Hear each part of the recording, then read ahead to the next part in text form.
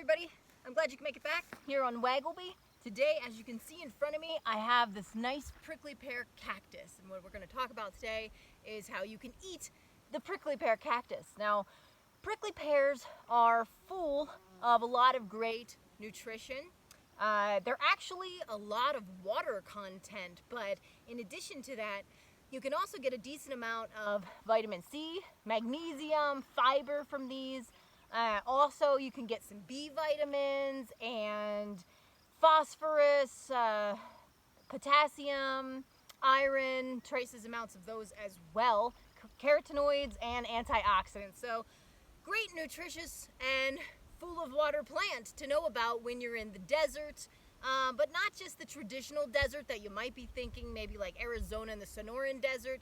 Not the only place you can find it. In fact, today I'm actually in the northern part of Utah in the arid plains, and I can go all the way up through Montana, even into Alberta, and I can find prickly pear cactus. I can go east towards the Midwest, all the way to the southeast, and I can find cactus. So just remember, it's not restricted to maybe the classic desert scene. This is something that's a great food source to know about, no matter where you are. The main question that people have, though, when they're thinking about foraging, trying to harvest prickly pear cactus, is really, how do I harvest a prickly pear with all those spines, right? So I'll show you how to harvest it today, and you'll be ready to go, and then you can eat prickly pear. So the first thing to consider are definitely the spines that you'll have to deal with. So it's really best to wear some gloves when you're dealing with a prickly pear cactus. And then you also want to be aware that it's not just the larger spines that you can see, like this one right here, but most prickly pear also have what are called glochids, which are really fine spines, almost like little hairs that are spines, and they're basically, think of it as like fiberglass, and it will get in your hands. It will get, it'll be very difficult to remove. So it's really good to try to avoid those glochids. Now, another important factor to be aware of is where you are and what time of year it is. As you can see here where I'm at, it's about June, and this prickly pear, this is a plains prickly pear, and it's bloomed now. Now, you'll find the new pads and the flowers and the fruits at different times of the year. So the flowers come out in spring around May, June, July. Again, it depends exactly on the species and where you are. I have been down in Arizona in the Sonoran Desert, and some of the cactus there start to bloom as early as February, March.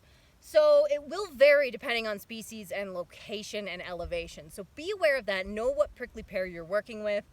I did talk about some of the many, many prickly pear there are. If you want just an overview, check that out and start to learn your prickly pears and know which ones are around you. But once you have a grasp of what kind of prickly pear you're dealing with, then you'll know what time of year is best to harvest them. Another cool thing about this particular prickly pear that I'm looking at here is the variation. They tend to hybridize, and you can actually find different flowers blooming at different times and different colors on the same plant. Now, in addition to the when to pick, there's the what to pick. Let's take a look at some of these pads, also referred to as Nopales. And as you can see, the green pad here is what we're after. Now, the pads are a little different depending on which one you're looking at. So let's take a look at, we have that one, we have that one. Which pad do you pick? Which one is best to eat? Well, what you're actually looking for, if I come around here, there's a great example of one. Okay, we have some new growth here. See, this is smaller and flatter. Now let me come around here and show you where it starts to bud. There is the Nopales just starting to bud there, and some of those back there. The nopal will begin to bud like that, and then it will grow and get bigger and bigger until it's about, this size. Like I said, over here, there's some slightly larger, but still young ones. This is what you're after right here. Fairly young, immature pads. Compare that to the one behind it right there. Much larger, much mature pad. You can even notice a difference in the spines that are on the younger, immature pads. These younger pads will be a lot more flavorful, and they actually have a lot less sap than those big guys. when you first try a prickly pear, if you haven't yet, what you'll find is that once you cut it open, there's a lot of basically slime. It's sap, but it's slimy on the inside. And then when it's your first time, a lot of people make the mistake of just not preparing it right, and then you end up eating a lot of that slime, and it's not exactly appetizing. So yeah, if you pick a younger, tender one, it will be more flavorful and have less of the sap and a little less trouble with the spines. So this is kind of what you're looking for. Again, it's a little flatter too. There's the edge of that guy. As you can see, that's your target.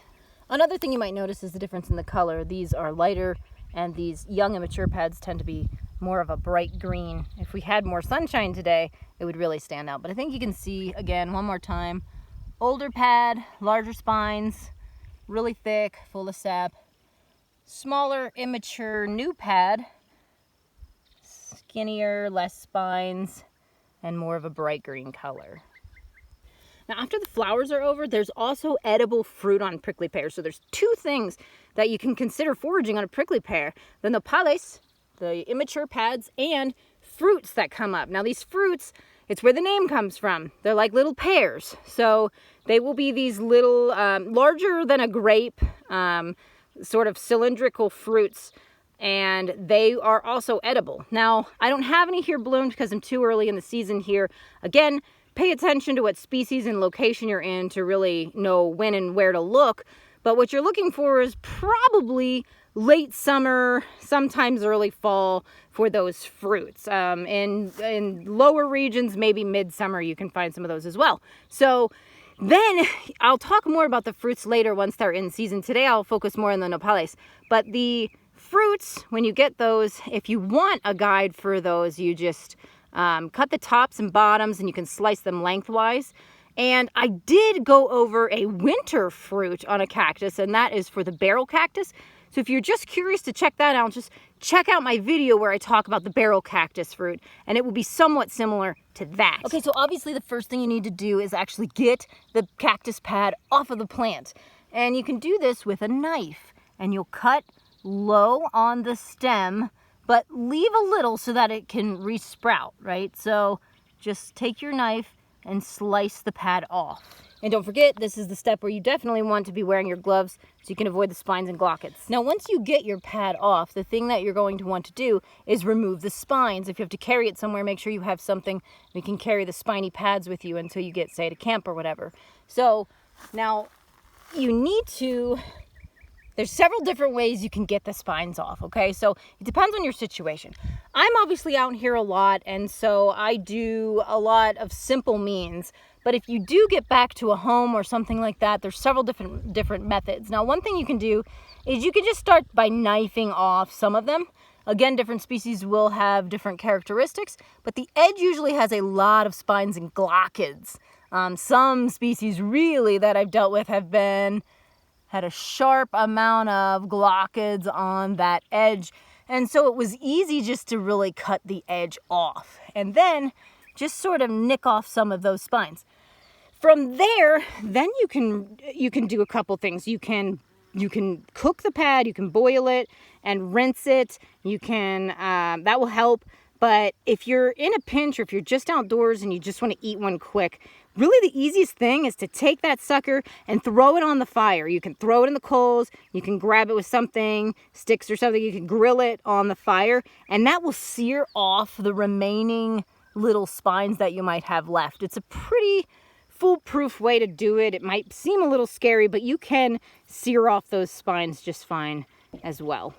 All right, and now you're almost there. Now you have your nopales or pad, and all you can do now to prepare it is you can actually choose to slice it open, or you can boil it whole as it is. You can boil the pad, you can cook it like any green vegetable. It's a bit like kind of a green bean. Some people compare it to an okra. That's a little more on the slimy consistency. But once you cook it, if you cook it right, you'll get rid of a lot of that. So you can boil it, and you can actually, dump some of the water out and boil again. Now, the challenge again is if you're out again in the middle of nowhere, you're worried about your water supplies, which I often am.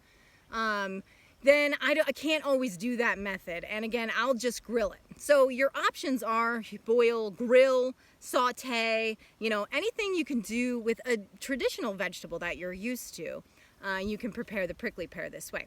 Now, I have eaten it a number of ways in terms of just eating it as a vegetable side, like a green bean or something like that, in which case you just kind of boil it. I usually fry on a fire, so nothing too fancy. It just kind of cooks up on the fire, and with fire you can burn the food. It's not too bad.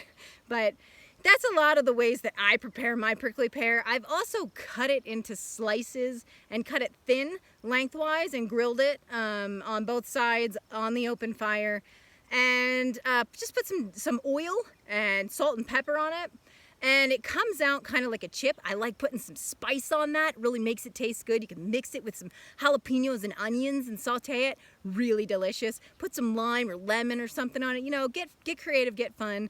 If you guys do anything cool with your nopales, put the information in the comments. I'd love to see ideas on other ways that people are eating it. I know people eat them in eggs, in salsas. There's a lot of salsas made with them.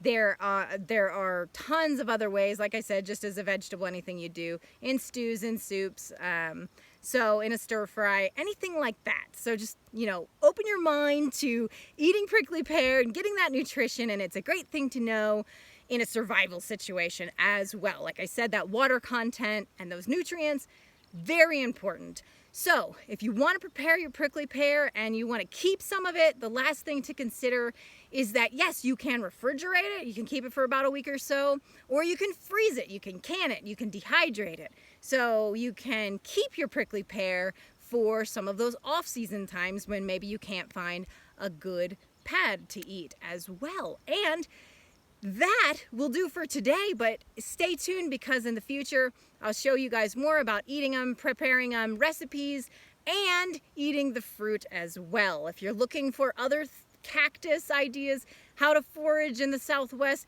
and not just the Southwest, I live a nomadic life, so I move around.